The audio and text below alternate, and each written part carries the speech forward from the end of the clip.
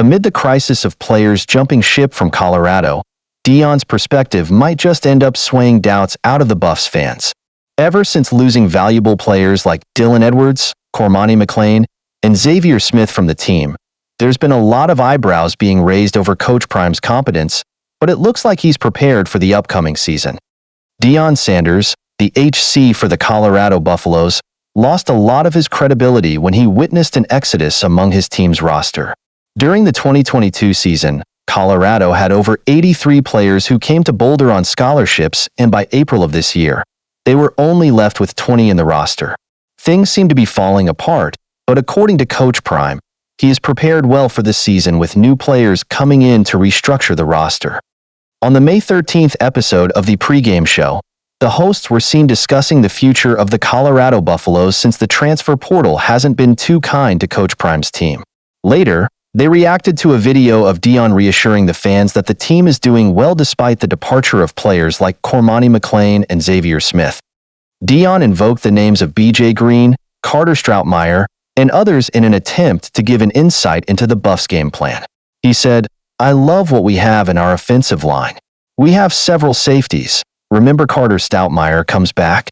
He's healthy, don't forget about him because he can flat out play, and he'll probably transition to safety, which gives us a corner-like guy at the safety position."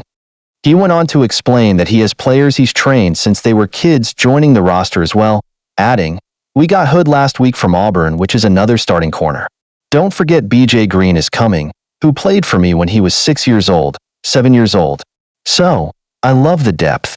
I think we're going to sign another linebacker for sure before we get to camp and maybe one more or two more defensive tackles just to give us the depth that we need."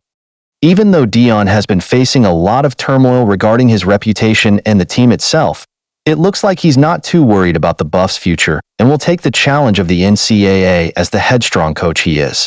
With all that said, here's what Deion Sanders had to say about McClain's career and the well wishes that he has for him.